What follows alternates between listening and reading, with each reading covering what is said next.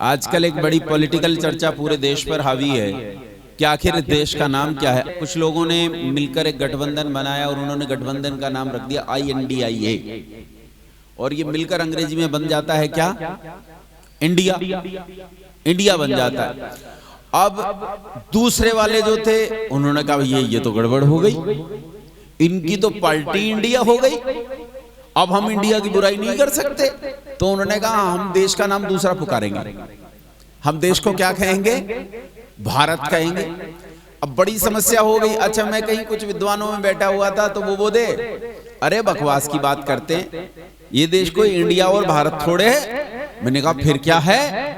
तो बोले ये तो आर्यावर्त है, ये तीसरा नाम। तीन आ गए, पहला इंडिया, दूसरा भारत और तीसरा आर्यावर्त। तभी एक मुल्ला जी तिल मिला गए। मुल्ला जी बोले क्या बात करते हो, हम तो हिंदुस्तान की जय बोलते हैं, तो देश का नाम तो क्या है, हिंदुस्तान है। अब समस्या ये हो गई कि भारत का नाम क्या है, देश का नाम क्या है, ये खोजा जाए। अच्छा, आजकल तो थोड़ा सा सुप्रीम कोर्ट की गाइडलाइन कुछ अलग तरह की आ गई है। इससे पहले किसी ने सुप्रीम कोर्ट में एक रिट दायर की थी और उसमें यह पूछा था कि आखिर इस देश का नाम क्या है।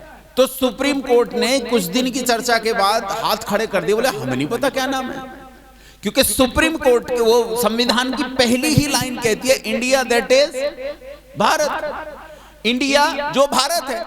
अब इंडिया क्या है और भारत क्या है पता नहीं चलता। देश का नाम भारत है कि इंडिया है पता नहीं चलता। इंडिया जो भारत है, India that is Bharat, India जो भारत है, तो भारत क्या है और इंडिया क्या है। अच्छा, ये तो सब जानते हैं कि हिंदुस्तान नाम किन की गुलामी में पड़ा और इंडिया नाम किन की गुलामी में पड़ा। जानते हो कि नहीं? जानते हो ना? बताओ हिंदुस्तान किसकी गुलामी में पड़ा? मुगल वुगल मत बोला करो, मुसलमान बोलो, डरो मत। कैमरा तो मुझ पे लगा, नुपुर शर्मा तो मेरा बनेगा, तो आप काहे डर रहे हैं? आपको डर लगता कैमरा उधर नहीं घुमाना है? हाँ, अच्छा, माता जी कह रहे जब तक उम्र थी तब तक डरी, अब नहीं डरती, अपना काम ही खत्म है।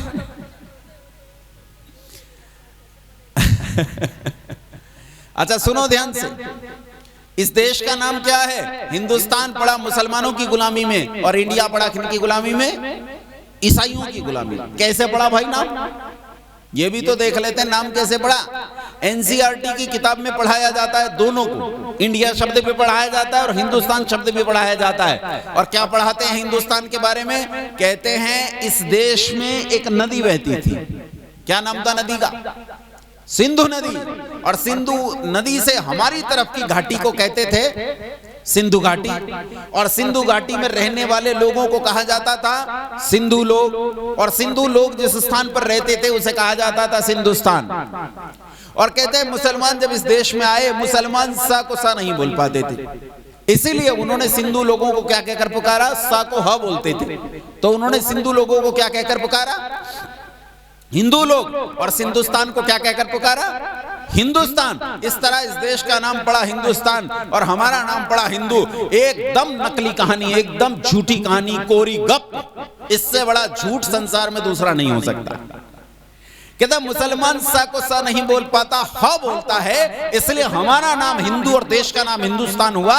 मैं कहता हूं अगर मुसलमान सा को सा नहीं बोल पाता, ह बोलता है, तो अरबी और फारसी भाषा में 4-4 सकार हैं। क्यों सकार रखे? अगर वो सा को सा नहीं बोल पाता तो 4-4 अलग किस्म के सा क्यों हैं वहां? मुसलमान अगर सा को सा नहीं ह बोलता है तो वो मोहम्मद साहब को मोहम्मद हाहब क्यों नहीं बोलता? वो आयशा बेगम को आयहा बेगम क्यों नहीं बोलता? वो पाकिस्तान को पाकिस्तान क्यों नहीं बोलता? वो इस्लाम को इस्लाम क्यों नहीं बोलता? वो फारस की खाड़ी को फारह की खाड़ी क्यों नहीं बोलता? बोलता है। झूठी कहानी। आज भी पाकिस्तान में सिंधु नदी बहती है, वो आज भी सिंधु नदी है। आज भी पाकिस्तान में सिंध प्रांत मौजूद है, वो आज भी सिंध प्रांत है। सिंधु नदी हिंदू नदी नहीं हुई और सिंध प्रांत हिंद प्रांत नहीं हुआ, तो हम हिंदू और ये देश हिंदुस्तान कैसे? कहानी सच्ची के झूठी, एक नंबर की झूठी कहानी, कोई सच्चाई नहीं। पर हमने तो तर्क करना छोड़ दिया। हमें अध्यापिका ने स्कूल में पढ़ा है ट्विंकल ट्विंकल लिटिल स्टार, और हमने रट लिया कि स्टार लिटिल है, हालांकि सूरज धरती से 13 लाख गुना बड़ा है। पर हमें अध्यापिका ने पढ़ाया ट्विंकल ट्विंकल लिटिल स्टार, बस हमने गाना शुरू कर दिया twinkle twinkle little star how I wonder what you are, हैं गाते रहे। किसी बच्चे ने बेचारे ने कोशिश की कि नो कह दूं तो वहां दूसरी चीज सिखा दी, बोले Johnny Johnny, yes papa, no नहीं कहना, नो कह ही नहीं सकते। एक गुलाम बनाने की शिक्षा है। गुलाम बनाने की शिक्षा में चुपचाप चीजें स्वीकार की जाती हैं, विरोध नहीं किया जाता। गुलाम को ना कहने की इजाजत नहीं होती। मैं बताता हूं तुम्हें इस देश का नाम हिंदुस्तान कैसे पड़ा। मुसलमान जब इस देश में आए तो मुसलमानों ने पाया कि यहां रहने वाले भारतीय लोग पर्यावरणीय दशाओं के कारण उनकी तुलना में थोड़े से सांवले हैं। अच्छा बताओ हम सांवले हैं कि नहीं है? अच्छा कुछ लोग नहीं गर्दन हिला रहे। तुम जो अपने आप को गोरा माने बैठे हो ना, किसी दिन किसी अंग्रेज के बराबर में बैठना, तब पता चलेगा गोरा किसे कहते हैं, तब पता चलेगा, अपने गोरेपन की कली खुल जाएगी। ये जो मुंह को ब्लीच किए घूमते हो ना, वो एक पाउडर होता है ब्लीचिंग पाउडर। उस ब्लीचिंग पाउडर से क्या होता है, ब्लीचिंग पाउडर चीजों के रंग उड़ा देता है। तो ब्लीचिंग पाउडर से ये लोग क्या करते हैं, क्रीम बनाते हैं आजकल, fair and lovely. Fair and lovely से क्या होता है, वो त्वचा पर जैसे लगाते हैं फेयर एंड लवली को, तो उसमें ब्लीचिंग पाउडर होता है। वो ब्लीचिंग पाउडर क्या करता है, तुम्हारी त्वचा पर जो थोड़ा गहरा रंग होता है उसके रंग को फीका कर देता है, और तुम समझते हो तुम गोरे हो गए हैं। अरे अगर काले रंग का इसी तरह सफेद बनाया जाता तो सारी दुनिया ये फेयर एंड लवली खरीद लाती, अपनी अपनी भैंसों को गाय में बदल लेती। बदली आज तक किसी की भैंस गाय में? ये कहने की बातें हैं। तुम काले हो, दुनिया में हमें किन में गिना जाता है, बोलो? कालों में गिना जाता है। और हमें काले कहनाने में कोई शर्म कोई लज्जा नहीं लगती है हमें। अच्छा एक बात बताओ, सांवले आदि को मी को कोई शाम कह दे, कोई बुरी बात है क्या? कृष्ण कह दे, कोई बुरी बात है क्या? अरे हमारे तो सब महापुरुष तक काले। राम जी को बताओ कैसा बनाते हैं, नीला। कैसा राम जी? नीला। और श्री कृष्ण जी नीला, और शिव जी नीले। हमारे तो पूर्वज काले रहे हैं, और हम तो अपने श्री कृष्ण भगवान को श्री कृष्ण कहकर काला ही कहते हैं। कृष्ण का मतलब काला, श्याम का मतलब सांवला, यही कहते हैं ना। तो हमें काला सांवला होने में कोई समस्या नहीं है। फारसी भाषा में काले को हिंद शब्द से कहा जाता है। क्या कहते हैं काले को? इसीलिए मोहम्मद साहब की मोहम्मद साहब की एक पत्नी का नाम हिंदा था। क्या नाम था उनका? हिंदा, क्योंकि वो सांवली थी। सांवली होने से उनका नाम हिंदा था। तो उन्होंने इस देश में आकर हमें सांवला कहकर पुकारा, कृष्ण कहकर पुकारा, श्याम कहकर पुकारा, अपनी भाषा में हिंद ये कहकर पुकारा। यही हिंद शब्द बाद में बदलकर हिंदू हो गया। मुसलमान इस देश में आए, रंग के आधार पर उन्होंने हमें हिंदू कहा, यह स्वीकार्य है, इसमें कोई समस्या नहीं। लेकिन वो जब इस देश में आए, उन्होंने एक बात और देखी इन लोगों में कि ये लोग मोहम्मद साहब पर ईमान नहीं लाते। ये मोहम्मद साहब पर ईमान नहीं लाते। और जो मोहम्मद साहब पर ईमान नहीं लाता उसे क्या कहते हैं मुसलमान? बोलो बोलो, काफिर। तो अब इस हिंदू शब्द के दो अर्थ हो गए, पहला काफिर, और पहला काला और दूसरा काफिर। उन्होंने इस देश में आकर शासन कायम कर लिए। वो शासक हो गए और हम गुलाम। मर्जी किसकी चलती है, बोलो? शासक की के गुलाम की? शासक की मर्जी चलती है। उन्होंने हमारे घरों में चोरियां की, उल्टा हमें ही चोर कहकर पुकारा, और तब इसके शब्द हो गए काला, काफिर, चोर। ये मैं नहीं कह रहा हूं, ये मैं नहीं कह रहा हूं। पूरे वैदिक वांग्मय में ऋग्वेद से लेकर और गीता पर्यंत पूरे वैदिक साहित्य में हिंदू शब्द नहीं आता है, नहीं आता। हाँ, फारसी डिक्शनरी में आता है। लुगाते किशोरी पृष्ठ संख्या 574, वहां हिंदू शब्द लिखा है, उसका अर्थ लिखा है काला, काफिर, चोर।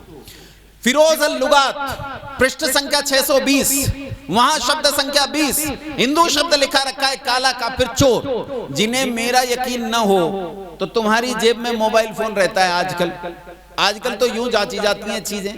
खट से उस पर टाइप करो what is the meaning of Hindu in Farsi language, it will reveal it. ये तुम्हें बताएगा कि इसका मतलब क्या है। ये तुम्हें अच्छे से समझाएगा कि हिंदू शब्द का अर्थ क्या होता है फारसी भाषा में। इस तरह हमें गाली दी गई और इस देश का नाम हिंदुस्तान रखा गया। हिंदुस्तान इस देश को दी गई गाली, ऐसे इस देश का नाम पड़ा हिंदुस्तान और हम कुछ और हो गए। देश का नाम इंडिया कैसे पड़ा बताओ? अच्छा, इंडिया कैसे पड़ा देश का नाम? एनसीईआरटी में कहानी चलती है। अच्छा, वही कहानी, क्या कहानी है कि इस देश में एक नदी बहती थी, नदी का नाम क्या था? Indus river. और इंडस रिवर से हमारी ओर की घाटी को क्या कहते थे? Indus valley. इंडस वैली में रहने वाले लोगों को क्या कहा जाता था? इंडियन। और इंडियन के रहने का यह देश क्या कहलाया? इंडिया। अच्छा देखो कमाल की बात, तुमने इस कहानी पर भी यकीन कर लिया। अब इस कहानी के संबंध में तर्क सुनो। मेरा नाम है योगेश, मेरी माँ संस्कृत बहुत अच्छा जानती थी, अच्छी व्याकरण थी, उसने बड़े प्रेम से संस्कृत में मेरा नाम योगेश रखा। अच्छा ये बताओ हिंदी में क्या कह के पुकारेंगे मुझे? बोलो, योगेश को हिंदी में क्या कहते हैं? योगेश। मेरा नाम योगेश है ना, तो मुझे हिंदी वाले क्या बुलाएंगे और अंग्रेजी वाले क्या बुलाएंगे? योगेश। YOGESH क्या लिखेंगे? योगेश। स्पेनिश वाले योगेश, फ्रेंच वाले योगेश, अरबी वाले योगेश, फारसी वाले योगेश। मेरा नाम योगेश है भाई। प्रॉपर नाउन किसी दूसरी भाषा में जाने पर अपना वजूद नहीं बदलता। गंगा दुनिया की किसी भी भाषा में गंगा है, हिमालय दुनिया की किसी भी भाषा में हिमालय है, राम दुनिया की किसी भी भाषा में राम है। लेकिन ताज्जुब की बात सुनो, सिंधु नदी अंग्रेजी में इंडस रिवर हो गई। ये कैसे हो गया? क्योंकि तुम्हें गाली देनी थी, गाली देने के लिए कहानी बनाई गई। वो तो सिंधु नदी है, अंग्रेजी में SINDHU सिंधु बन सकता है कि नहीं? हाँ के ना? नील नदी बहती है अफ्रीका में, नील नदी को हिंदी में क्या कहोगे? नील नदी, यही कहेंगे ना। गंगा को अंग्रेजी में क्या कहोगे? गंगा कहोगे। अरे समझ में आया कि नहीं? जब किसी का नाम प्रेम प्रकाश है तो क्या अंग्रेजी में उसे लव लाइट कहने लगते हैं? अरे उसका नाम प्रेम प्रकाश है तो उसे अंग्रेजी में भी क्या कहते हैं? हमारे एक अध्यापक थे, अध्यापक का नाम था डॉक्टर प्रेम प्रकाश। कोई ने वो खुश हो के अंग्रेजी के अध्यापक थे, कहीं वो अपना नाम भाई मैं तो अंग्रेजी में लिखूंगा और नाम लिख लेते डॉक्टर लव लाइट। लोग पहचानते ही नहीं ये कौन आ गया।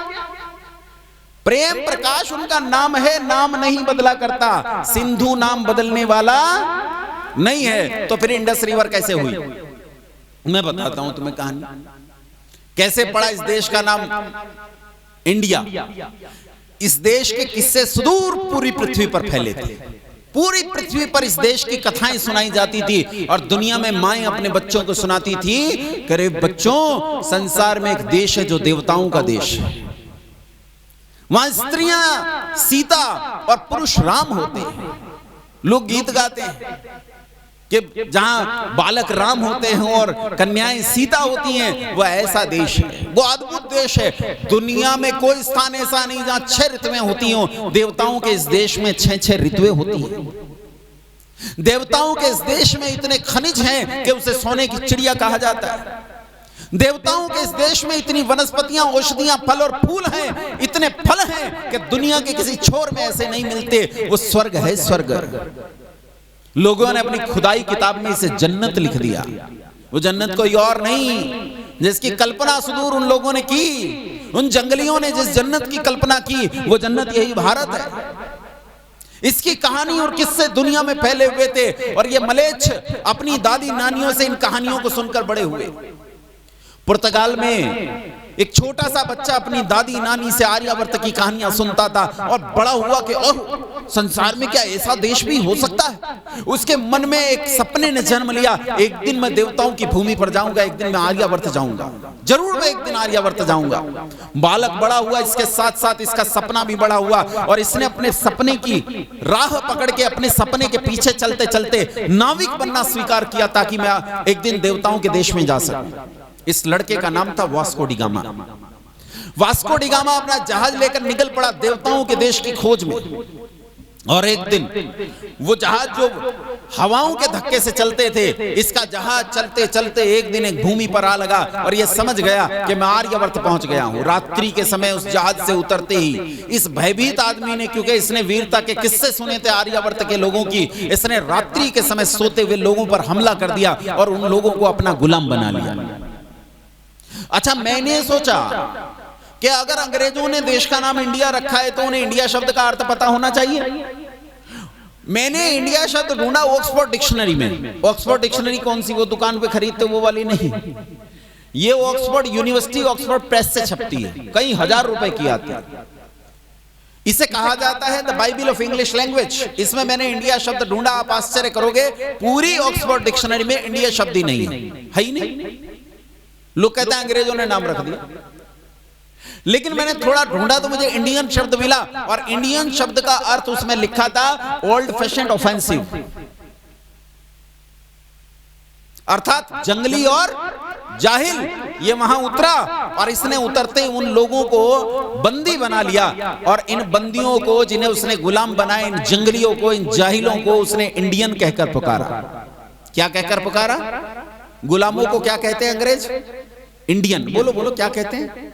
इंडियन कहते हैं। इसने उन्हें इंडियन कहकर पुकारा और इंडियन के रहने की यह जगह, इसका नाम उसने रखा है इंडिया। कुछ दिन यहां रहता रहा तो इसे पता चला ये तो छोटा सा टापू है।